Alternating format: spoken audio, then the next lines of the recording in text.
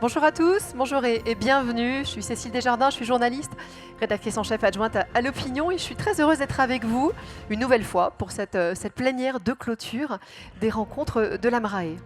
Alors, mercredi en plénière, on a parlé géopolitique, on a parlé souveraineté, résilience, anxiété. Ce matin, on va aller voir un peu ce que ça implique pour vous, ce que ça implique pour vos métiers, ce que ça implique pour l'assurance. On parlera d'abord des marchés émergents, on parlera de la France avec deux speakers côte à côte ou face à face. Je pense que ce sera un échange très intéressant. Et puis en fin de matinée, on va prendre le large, on va s'aérer au sens propre et figuré en allant à la rencontre de ceux qui vont partir sur la route du Rhum. Alors, tout de suite, je suis très heureuse, donc on va parler marché émergent, je suis très heureuse d'accueillir mes intervenants, j'espère.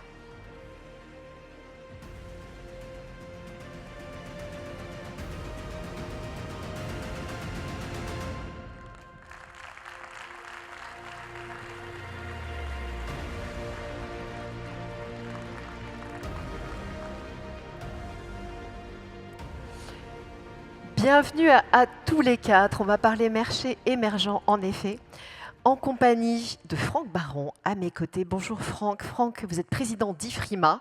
Alors vous le savez tous, IFRIMA est au monde, ce qu'AMRAE est à la France et FERMA à l'Europe. Exactement. Normalement, quand on parle, ça marche, mais il faut parfois... On essaye ? Il faut parfois. Voilà, ça marche. Très bien. Super.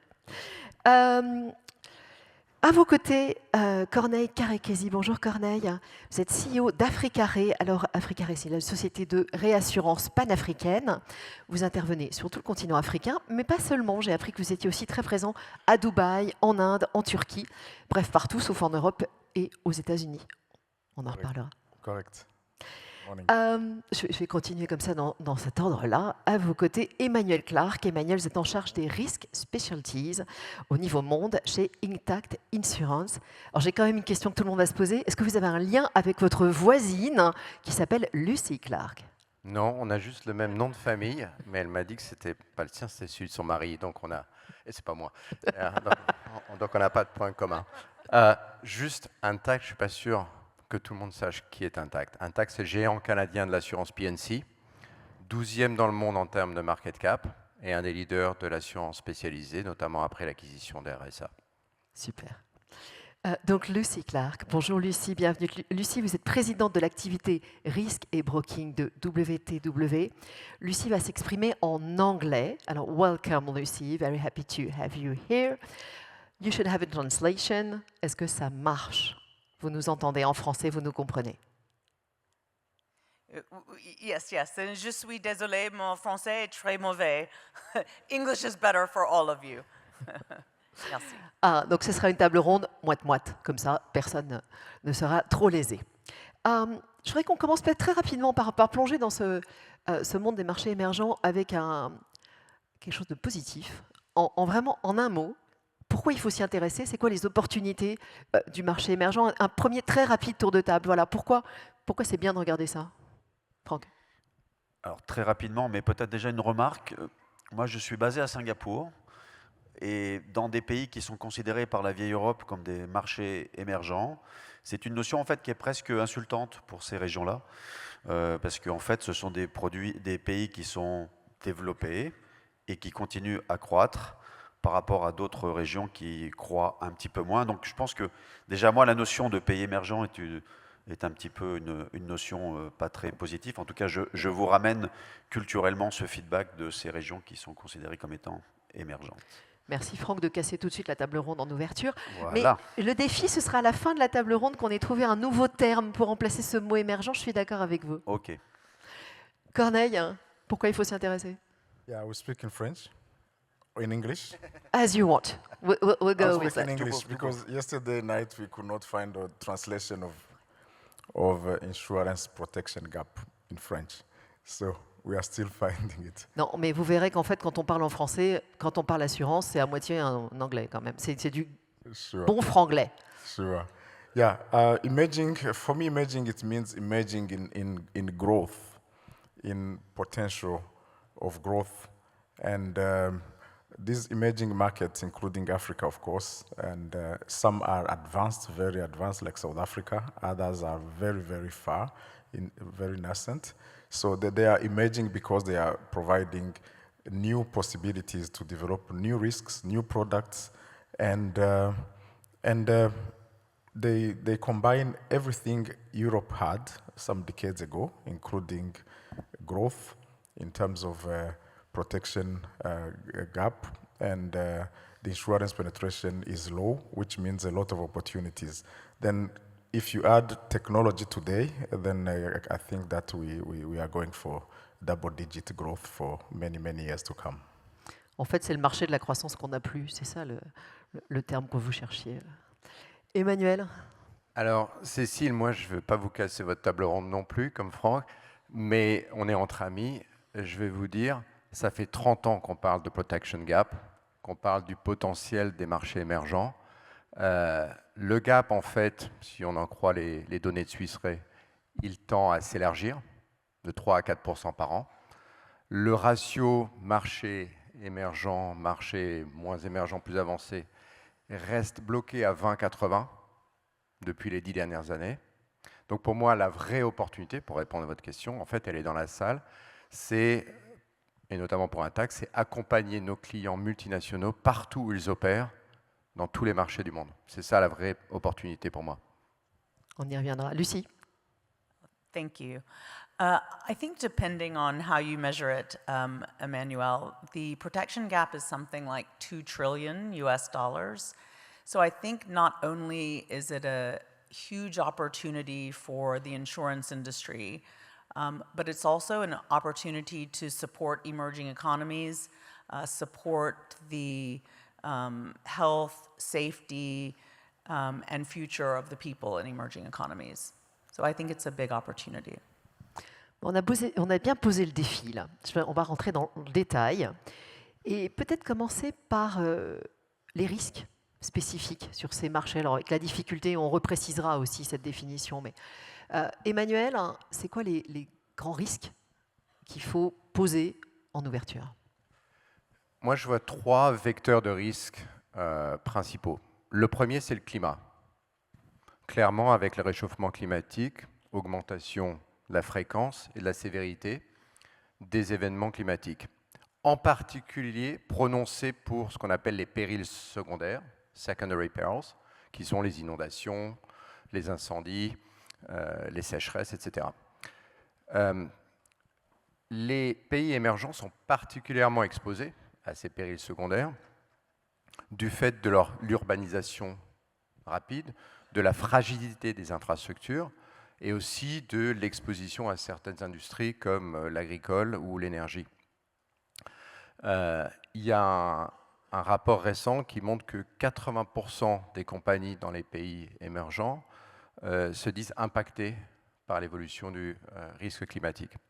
Donc ça, c'est le premier, et c'est un risque qui devient global. Le deuxième, c'est le risque cyber. Pourquoi? Parce qu'à l'échelle mondiale, le risque cyber s'accélère.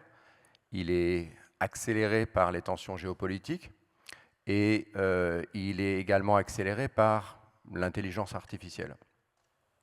Le WEF nous dit qu'au cours des 3 dernières années, la résilience face au risque cyber a diminué de 30%. Et là aussi, les pays émergents sont particulièrement exposés à ces risques cyber. Pourquoi? Parce que l'utilisation d'Internet évolue rapidement, mais en contrepartie, il n'y a pas forcément l'infrastructure, la résilience, la régulation pour y faire face. Un exemple concret, le Costa Rica en 2022, attaque cyber majeure sur 20 agences gouvernementales, résultat 2,4 points de PIB envolés. Là aussi, un risque qui devient global. Et le troisième, évidemment, ça a fait l'objet de discussions déjà à cette conférence, c'est le risque géopolitique. Donc là aussi, je cite le WEF, entre 2024 et 2025, c'est passé de numéro 8 à numéro 1 sur la liste des risques auxquels font face les entreprises, conflits armés, mais aussi restrictions à l'export, tarifs, sanctions, et ce qui se traduit par la volatilité de régulation et évidemment des soucis de supply chain, des chaînes d'approvisionnement. Et là aussi, risque global.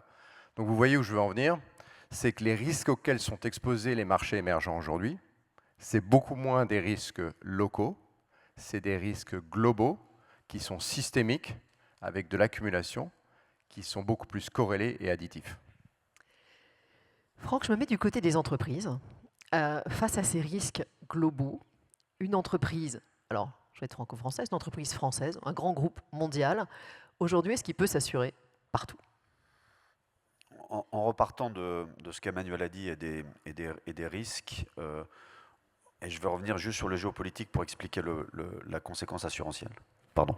La conséquence assurantielle, si on se dit que 89, c'est la fin de l'histoire, comme disait Fukuyama avec la chute du mur, je pense qu'entre la réaction des gouvernements et des autorités sur le Covid et l'accélération de la fragmentation géopolitique qu'on subit avec le leadership politique de grandes nations, je pense qu'on doit tous accepter l'idée que le monde dans lequel on vit n'est absolument plus le même.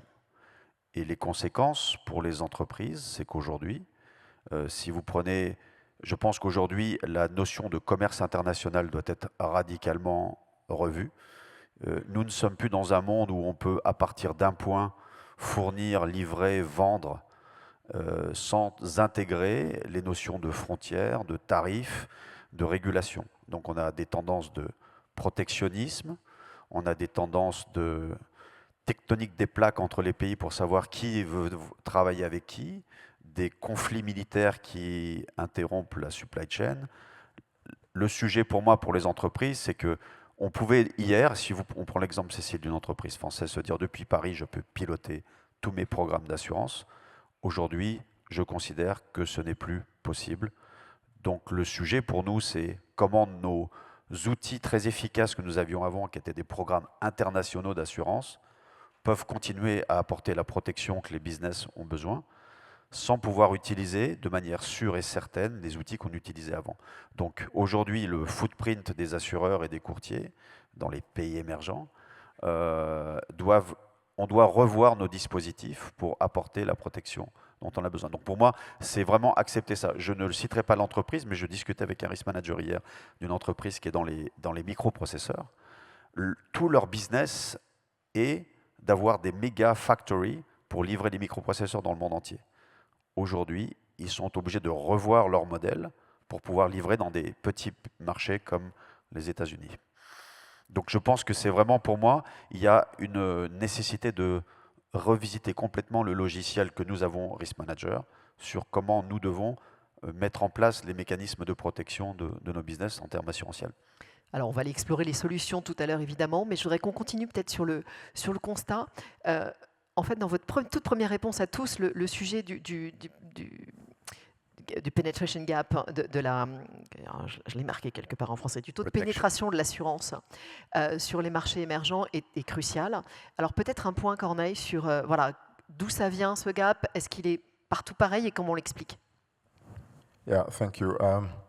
The insurance penetration is average globally 7%, and in emerging market, China 4%, I think India 3.7%, Brazil 3%, and Africa is 3.5%, including South Africa. Excluding South Africa, it's around 2%, and many small countries, small markets below, even bigger markets like Nigeria and Egypt below 1%.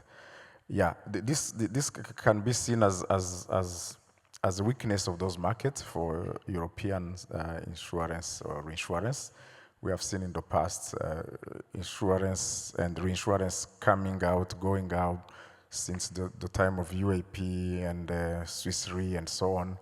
But for us who are focusing on long term, who are focusing on impact and relevance, we see that there is a lot of job to do to transform risks, to partner with the banks, with the government, with insurance regulators.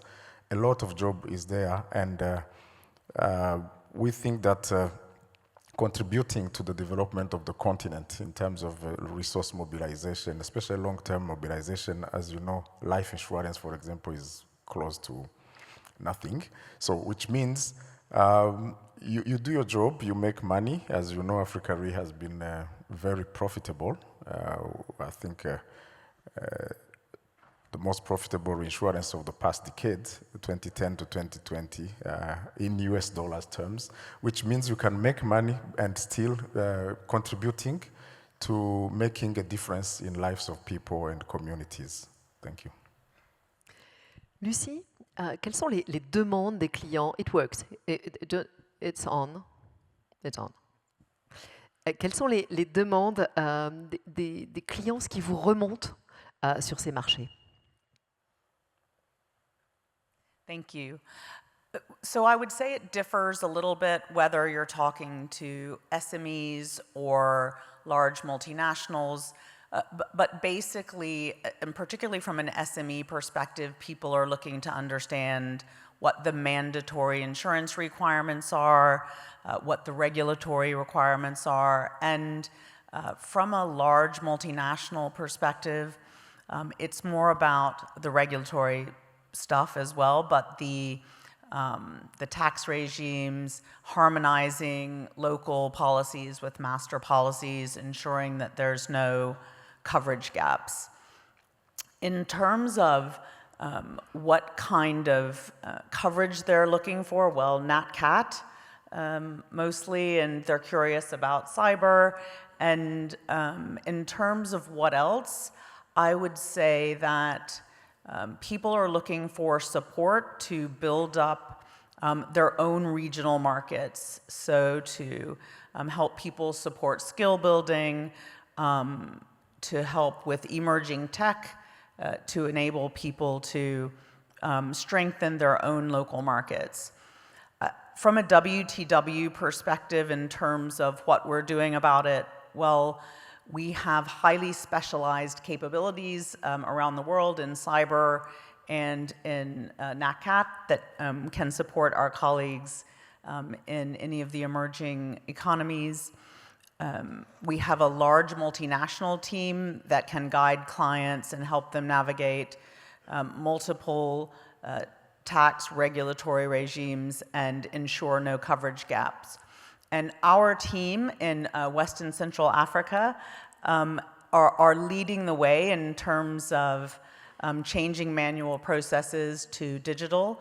They've actually digitized auto certificates and online claims work. So the team there is doing a great job. Dans les explications, on entend souvent dire qu'il n'y a pas assez de data. Alors, Lucie, est-ce qu'il y a un problème de data dans les pays? Yeah, in terms of, sorry, my earpiece was gone, but you're asking me about, is there an issue with data? Yeah. He's talking to me, you're talking to me. Yeah, so, I mean, I would say this much, though. There's a problem with data in all countries. And I would say that in developed economies, the problem with data is we have data that we can't use because we've gathered it in a lot of unstructured ways, and so the work is to try to turn it into structured data. Yes, in some of the growing economies, there is either not data or the data is gathered in siloed ways, but they actually have an unbelievable opportunity to gather it right the first time digitally so that they will be able to use it more easily. But I mean, it causes even the governments, some of the governments don't have the data that they might need to use unique products like risk pools. But I think building the data is a job that's ongoing. And in the absence, products like parametrics that use third-party indices instead of indemnity provisions can be really helpful. Corneille, vous êtes d'accord, c'est pas les data le cœur du problème? Yeah, it's one of them. It's one of them. But particularly on data, Africa is at the stage of, I would say, revolution. thanks to the sovereign debt which we are facing. Many countries, governments are trying to bring in the net everyone who can pay tax. I think you are following the news in Nigeria where our head office is. Cash is difficult to find.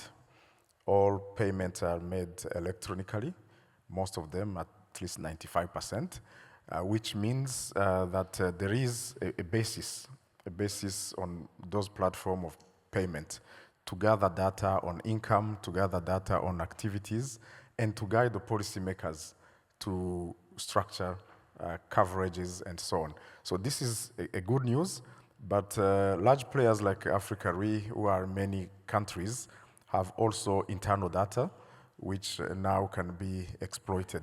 We can find some values in it by using AI. So AI is still new, but I think in 1 or 2 or 3 years, we will be having meaningful data which can be shared with the market players, for example, in terms of building regional insurance platforms or building other tools to access the market and assess the risks. Emmanuel, il y a un problème d'accès au capital, de financement à long terme, ou c'est... Alors, je différencierai entre capital et capacité. Le capital, il n'y en a jamais eu autant en fait. Donc le capital, même pour ces marchés-là. J'y viens. Le capital disponible, le capital en réassurance va sans doute atteindre 800 milliards à la fin de 2025. 115 milliards, c'est de l'ILS. Les deux sont des chiffres records. Ce qui veut dire que le capital est là, il ne demande qu'à être déployé. C'est pour ça qu'on a un soft market qui s'accentue en assurance et en réassurance. La question, c'est est-ce que ce capital se traduit en capacité déployée dans ces marchés émergents? Et la réponse est sans doute pas assez. Donc la question, c'est pourquoi? L'opportunité cost est la réponse, c'est-à-dire que je pense que les pourvoyeurs de capital se disent sur la courbe de risk-return, j'ai plus intérêt à déployer ce capital dans les marchés plus avancés que sur les marchés émergents. Pourquoi? Le risque y est plus élevé, le return y est en tout cas perçu comme plus faible. Pourquoi? Vous suivez mon cheminement avec les pourquoi, c'est comme les enfants de 5 ans. J'avais un fils qui demandait toujours pourquoi. Pourquoi le risque est plus élevé? On en a parlé tout à l'heure, finalement. Des risques systémiques, des risques d'accumulation, des risques plus corrélés, des queues de distribution qui sont incertaines, et pas suffisamment de data, en tout cas des risques moins bien modélisés. Donc ça, c'est la partie risque. Sur la partie return, on touche le sujet de ce qu'on appelle l'affordability, c'est-à-dire est-ce que les gens sont capables, dans ces marchés-là, de payer une prime d'assurance qui soit le reflet de la prime de risque, plus la marge. Et la réponse est souvent, malheureusement, non. Donc, votre question après, ça va être, qu'est-ce qu'on peut faire pour ça? Quelles sont les solutions? C'est ma troisième partie, ça. Oui, mais je vais quand même en parler un peu maintenant. Quand même, rapidement. Parce que la question, c'est, si le capital privé n'y va pas, qui peut aider? Donc, tout de suite, la question, c'est est-ce que l'argent public peut aider à trouver des solutions? L'argent public, oui, comme aide, comme béquille temporaire, mais pas forcément comme solution résiliente. Et juste pour finir, pour rebondir sur ce que disait Lucie, les solutions paramétriques peuvent être aussi un chemin. Et je vais finir par un exemple concret. On a vu un programme en Afrique de l'Est qui était implaçable sur les marchés d'assurance et de réassurance, décliné par tous les réassureurs. Et finalement, il y a une solution qui a été mise en place où la première tranche a été une tranche paramétrique avec des indices de pluviométrie qui sont indiscutables. Une deuxième tranche, donc limitée, mezzanine, où c'est un réassureur classique qui a pris ça, et un backstop ensuite de l'État. Et donc ça, c'est des solutions qui peuvent amener justement une amélioration de l'équation risk-return pour les pourvoyeurs en capital. L'autre, dernier point, sujet où l'État peut intervenir, il le fait déjà dans certaines branches, notamment l'agricole, c'est la subvention pour aider justement à arriver à des niveaux de primes qui le soient. Donc, un long cheminement, beaucoup de capital disponible. Il faut arriver à trouver des chemins pour le rendre, pour le traduire en capacité. Accessible. Voilà. Et donc, il y a plusieurs pistes. Mais in fine, la vraie résilience, c'est les marchés privés qui y trouvent le risk and return. Je trouve qu'on est un peu passé à côté ou qu'on a évité un sujet qui est celui de la gouvernance. Est-ce qu'il y a aussi un enjeu gouvernance? Vous avez été très politiquement correct. Est-ce qu'il y a un enjeu autour de la gouvernance, à la fois réglementation, manque de décideurs sur le terrain et décision politique? Oui, alors moi je suis officiellement payé par François Baume, le président de l'AMRE, pour être le disrupteur de la session. Donc je vais continuer. Merci. Tout ce qu'on a dit, c'est bien, mais on mélange tout. Je pense qu'aujourd'hui, quand on parle d'affordability, quand on parle de pénétration de l'assurance, quand on parle de protection gap, on doit parler de différentes choses. On a les familles, les communautés, les propriétaires de petites boutiques, les petits agriculteurs. Là, effectivement, on a un vrai sujet et les solutions qu'on vient d'évoquer, elles doivent être dans du partenariat public-privé. Pour être en Asie, on a vu des choses se faire, par exemple, aux Philippines et dans d'autres zones. Et ça, c'est vraiment important. Je pense qu'aujourd'hui, on est tous là plutôt pour parler des entreprises, qu'elles soient large corporate, multinational ou qu'elles soient PME, PMI. Et là, je pense que le sujet est radicalement différent. Moi, j'ai une lecture un peu différente de ce qui vient d'être dit. Je pense que le niveau de pénétration de l'assurance dans les marchés émergents, il n'est pas lié au fait que ce soit trop cher pour les entreprises. Il est fait qu'il n'y a pas la même prise de conscience du risque et la même valorisation de la protection financière que l'assurance peut apporter. Donc on est plus sur un sujet de sophistication, d'appréhension du risque qu'autre chose. Puisque si on prend un pays qui n'est que la 3e économie mondiale, le Japon, on est sur les pays les plus mûrs, le pays qui a le moins de pénétration en assurance de perte d'exploitation. Donc on n'est pas sur un sujet de prix, on est sur un sujet de conscience du risque et de se dire je veux avoir un mécanisme de protection par rapport à un événement. La gouvernance, je vais en toucher juste un mot. Effectivement, ce que je disais tout à l'heure sur le protectionnisme grandissant des pays. Parce que les pays doivent récupérer de l'argent. Pour récupérer de l'argent, on monte les taxes.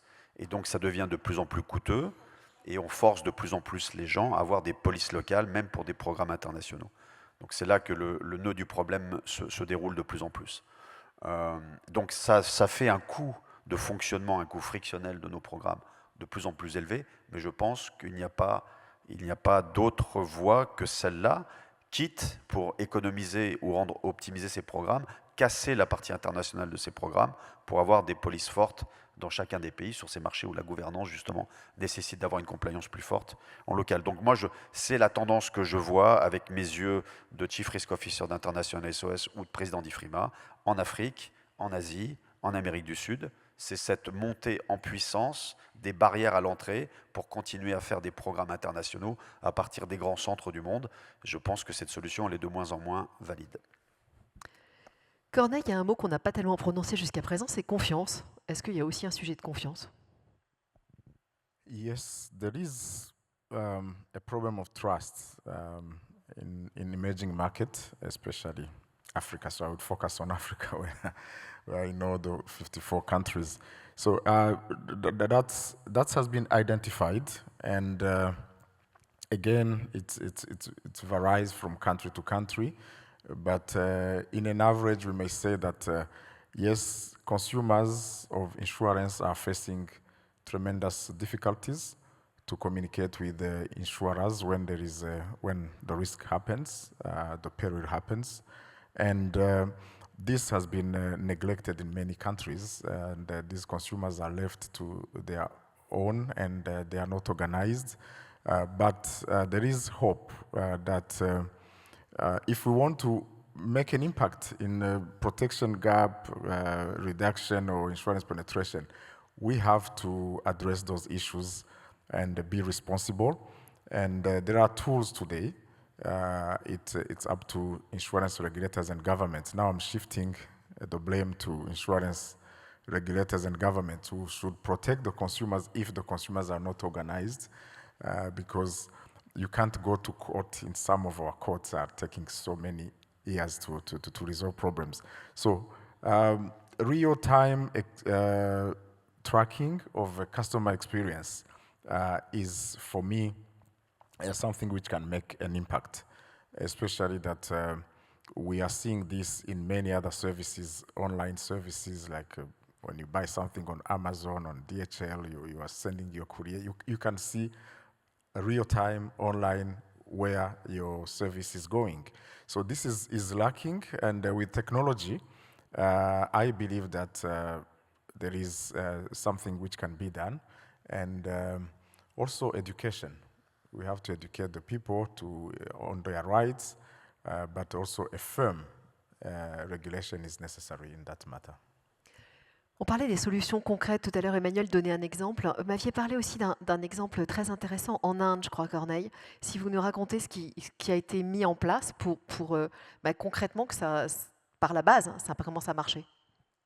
Yeah, in India, as you know, for example, for the low farmers, they were not in the system of insurance, and at one time, I think the government of President Modi, some years back, decided to enroll them by opening for them bank accounts, that's number one, and insuring them in their small assets, life and so on, through banks. So in that case, you have aggregated them through the banks, and the banks are the one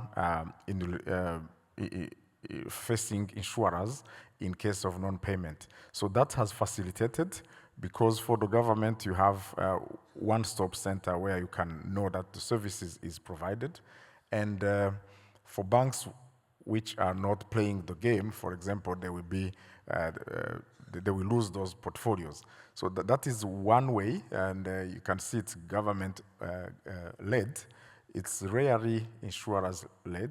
So that was a very good example. But there are many other good examples on the continent.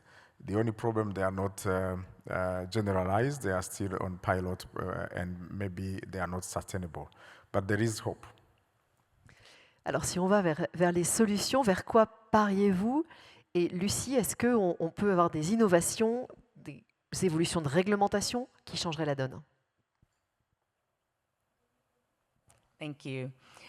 Yeah, I think this is actually an area where regulation could really support growth.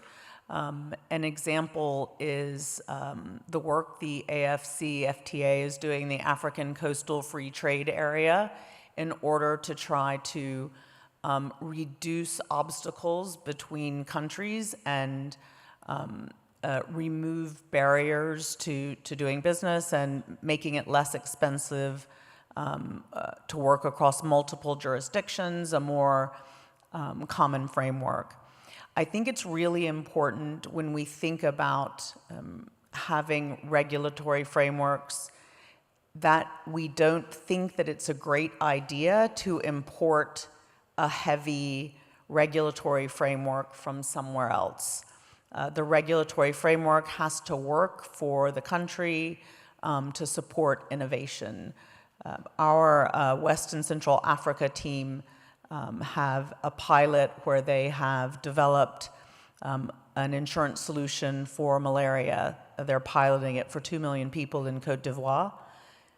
This is the kind of thing that needs to be possible and not stifled by too much regulation. Franck, vous tablez sur quoi, vous, pour que ça bouge un peu? Sur la prise de conscience de la relocalisation de nos dispositifs, sur l'agilité que l'innovation digitale doit apporter. On a parlé tout à l'heure des data. Les data, c'est pas le sujet. Les data, elles sont partout, elles ont toujours été là. C'est qu'est-ce qu'on veut, quel est le problème qu'on va adresser, et est-ce que notre écosystème va finalement se connecter pour que ces data puissent transiter là où elles doivent aller, pour qu'on puisse faire les analyses qu'on nécessite de faire et prendre les décisions qu'on veut. On a aujourd'hui... Ça nous amène à l'IA. Est-ce que oui, une fois qu'on a mis tout ça sur la table... Avec l'IA dedans. Mais ce que je veux dire par là, c'est qu'aujourd'hui, si on prend les gens qui sont dans cette salle, on est tous assureurs, courtiers, risk managers d'entreprise. Et le secteur industriel de l'assurance des entreprises est peut-être le plus antique de toute l'assurance. Je vois plus de digital en tant qu'acheteur d'assurance à titre individuel que dans mon métier de risk manager. Donc on a vraiment un sujet. On n'a toujours pas ce que moi j'appelle le data highway. On n'a toujours pas nos autoroutes des données qui permettraient à tout notre marché d'être beaucoup plus fluide et beaucoup plus réactif. On a des initiatives. L'association allemande, par exemple, est en train de lancer un programme pour se dire est-ce qu'on ne peut pas s'entendre sur un langage commun pour que les datas soient fournies via les courtiers et vers les assureurs pour que fluidifier les capacités qu'on veut pour nos programmes. Il y a des initiatives au UK, par exemple avec Big Ticket, et éventuellement d'autres. Mais elles ne sont toujours pas là. Moi, j'attends un système assurantiel pour le corporate, partout dans le monde, pays émergents compris. On parlait des solutions bancaires, qui reflètent le système bancaire. On a le système SWIFT, on a des langages communs dans le monde bancaire que nous devrions avoir dans le monde assurantiel pour que cette partie qui est entre guillemets standardisable le soit, pour qu'on puisse être dans une conversation qui soit beaucoup plus dans le personnalisable que chacune des entreprises nécessite d'avoir. Donc pour moi, la data, c'est super important, mais encore une fois, c'est quel est le problème que je veux fixer. J'ai, à titre individuel, pour mon entreprise, en tant que Chief Risk Officer d'Internet SOS, j'ai développé mon propre programme avec AI pour gérer mes assurances dans le monde entier. C'est possible. On a lancé notre premier API avec un assureur qui est dans la salle pour récupérer nos datas directement d'eux. Tous les autres assureurs avec lesquels je travaille ont pour l'instant refusé de le faire avec nous. Ils n'ont pas refusé parce qu'ils ne m'aiment pas, ce qui serait une bonne raison. Ils ont refusé parce qu'ils ne savent pas comment le faire. Nos interlocuteurs de souscription, les business leaders de ces entreprises, ne savent pas où aller dans leur entreprise pour avoir des équipes projets qui vont le faire. Et techniquement, c'est faisable et c'est économiquement tout à fait réaliste. Emmanuel, une réponse peut-être. Et puis plus globalement, comment est-ce qu'on peut imaginer répondre à Franck en ce sens que avoir une meilleure collaboration entre pays occidentaux et pays émergents? Donc je suis intéressé, j'écoute avec beaucoup d'attention le feedback de Franck, qui est un petit peu différent moi, du feedback qu'on a de nos clients. Alors là où je rejoins Franck, c'est que nous, nos clients nous disent je ne veux pas 15 assureurs, 15 polices, 15 pays, 15 wordings, 15 façons de faire les choses. C'est pour ça que nous, on a une offre de partenariat multinational, d'accompagner nos clients dans plus de 150 pays dans le monde. Et Franck, nous, on a un excellent feedback de la part de nos clients. C'était la page pub. Normalement, je l'interdis, mais en fait, ce dont on s'aperçoit, Cécile, c'est qu'il y a un tout petit nombre d'acteurs mondiaux qui savent et qui peuvent faire ça. Donc nous, on l'offre à nos clients multinationaux qui sont dans les pays où on opère, c'est-à-dire les États-Unis, le Canada, le marché de Londres et l'Europe. Et c'est le partenariat, on parle de partenariat, je ne suis pas un grand fan des partenariats institutionnels où on a du mal à trouver des alignements d'intérêts. Pour moi, le vrai partenariat, c'est entre l'assureur multinational et la multinationale. Alors, c'est sûr qu'on n'est peut-être pas encore complètement là. L'évolution des risques fait que ça devient de plus en plus compliqué. Mais nous, en tout cas, c'est ce en quoi on croit et c'est ce qu'on veut offrir. Corneille, vous avez un système qui touche toute l'Afrique. Alors pourquoi ça ne marche pas du côté assurance?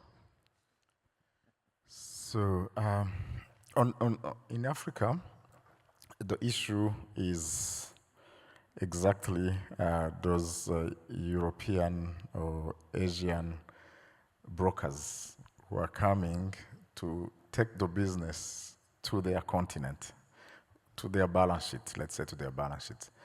And there is a strong will on the continent to say, okay, if a risk is based in this country, it should be insured locally so that we can attract exactly the capital investment.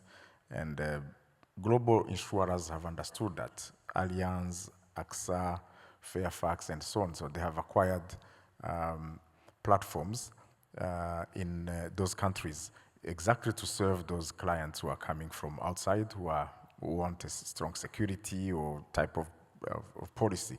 So there is no problem on the insurance side. The insurance is more open.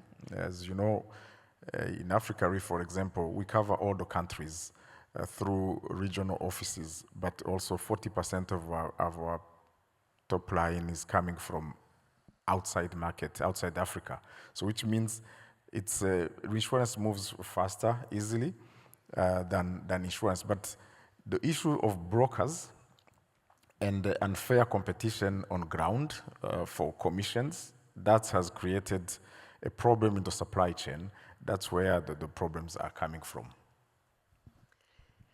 On est presque au terme de la table ronde. Je trouve qu'on a évoqué plein de pistes différentes. Et là, je vais vous demander, en conclusion, de vous engager chacun sur un sujet. S'il y a un truc qui vraiment, pour vous, peut faire qu'on bascule. C'est quoi votre solution fétiche? Puis, je vous expliquer en un mot pourquoi, mais dans tout ce qu'on a pioché, sur quoi vous pariez?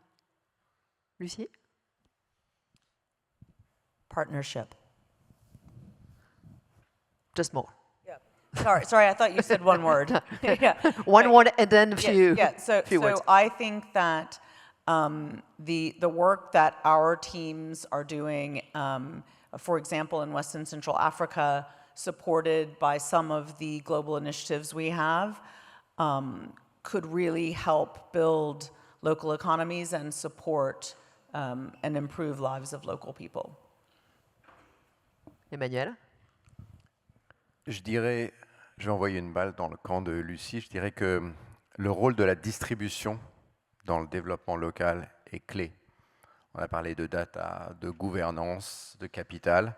Je pense que la distribution, c'est à la base le moteur pour amener des produits, pour développer la confiance, pour structurer la donnée et pour aller structurer l'offre en capital derrière. Donc je dirais la distribution joue un rôle prépondérant. Les partenariats au niveau multinational, j'entends Franck, il y a un vrai potentiel de faire mieux.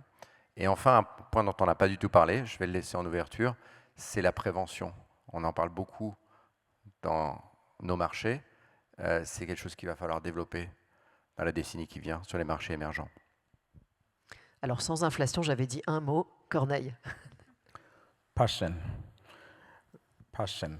We know everything what must be done in every sector of our industry.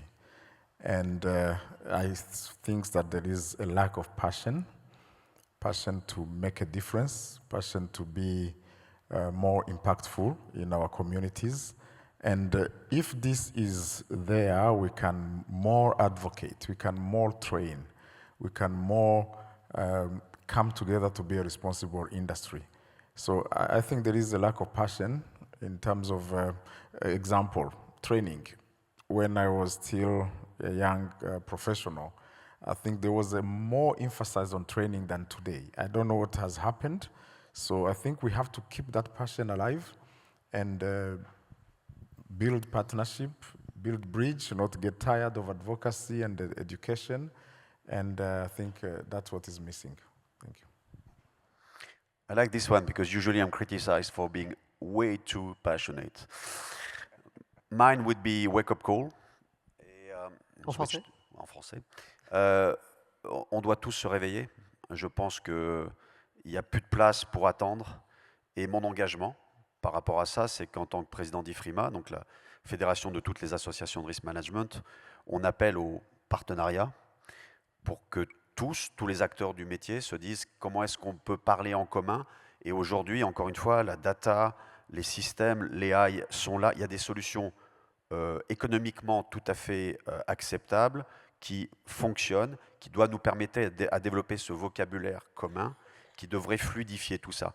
Plus on fluidifie, plus on rend la data, qui inclut la prévention et la structuration des assurances possibles, rapides et donc économiques, et plus les pays émergents pourront accéder à ces produits-là. Donc moi, c'est dans mon agenda de président d'IFRIMA que d'aider au maximum à ces choses. Je ne suis pas naïf. Avoir un système global, j'adorerais. Je ne pense pas que ça arrivera, mais en tout cas, je vois des initiatives commencer à arriver, comme celle que j'ai citée tout à l'heure. Donc oui, on se réveille. Et un vendredi matin, ce n'est pas facile. Merci beaucoup à tous les quatre. Merci. On peut les applaudir.